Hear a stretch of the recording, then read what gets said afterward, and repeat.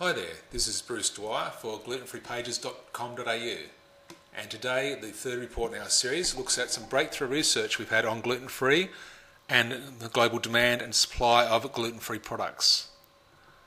So what you're going to see basically up front is the baseline of global gluten-free online search results for countries right across the spectrum from the most undeveloped to the most developed countries. You're going to see that growth is linked to a country's wealth per person, the changes to the top 4 countries' growth over the last year, and growth of the top gluten-free search segments in America. So to get things started, the first graph looks at what search mix occurs for the top 50 gluten-free words in all these countries. It shows that the highest gluten-free search countries have the highest generic gluten-free searches on terms such as gluten-free, gluten-free products, gluten-free foods. From the graph you can see that these are Australia, US, Canada and UK, and that the red segment for the gluten-free generic terms are always around about 60%, while the second highest term is generally celiac group around 20%. So it shows that basically these group proportions are related to relative search volumes, and the segments for the less developed countries are a lot more dispersed than they are for the highest absolute term countries of Australia, US, Canada and the UK. The next graph we have a look at is when we decided to plot the gluten-free searches on a scale of celiac searches per month. We found there's a logarithmic relationship between the GDP per person, that's the wealth per person of a country, and the number of searches that a typical celiac would make. Now we've got all these kind of details about how this graph was constructed in an article on our site, but essentially it shows that the low developed countries of Brazil, India and Mexico have the lowest GDP per person, and they have very low search numbers, even when it's totally adjusted for the amount of computer internet penetration they have and the Google search proportion out of all the search engines there. So this is a pretty amazing finding that we've had to show that any country cannot be plotted on a line based on its GDP per person. So the supply and demand is definitely related to that. Next graph we have a look at is the top gluten-free countries' long-term growth. It shows that USA, then Canada, then Australia and then UK have had the highest growth over the last 6 years, and this is just plotting for the term gluten-free.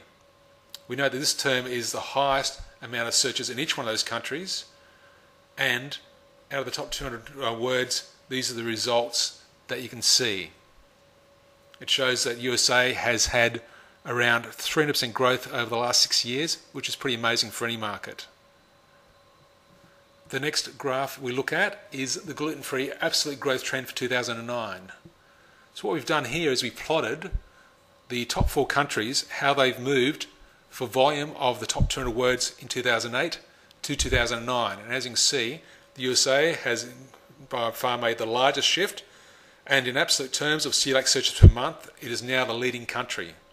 So it is definitely the highest online demand of all countries globally, and that's closely followed by Australia and then Canada. UK's got a little bit of catching up to do, but there's still some fairly large shifts that have occurred, as you can see. The next thing we look at is USA's search term growth. So analysing the 7 gluten-free search segments, top terms, we were able to show that the gluten-free generic and gluten-free recipes words within those segments have the highest growth, whereas celiac and wheat-free were relatively low growth. So it looks like at the moment people are searching a lot more for the generic gluten-free terms and how to make gluten-free foods by the recipes than they are for anything else. So let's plot over the last 3 years. As you can see, that's also very high growth for these leading countries. So in summary, we've had a look at the developed countries and seen that they've had the highest gluten-free growth and similar keyword search patterns between each other, with 60% generic gluten-free words making up the largest category, and of those the word gluten-free usually making up about a half of that category volume in total.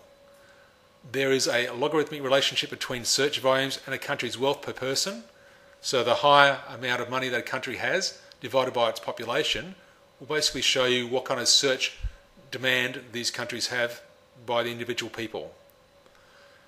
And we've also shown the top 4 countries have outstanding gluten-free online growth in 2009, with the US leading the pack with 90% growth, which is pretty amazing, UK at 49%, Canada at 29%, and Australia at 13%.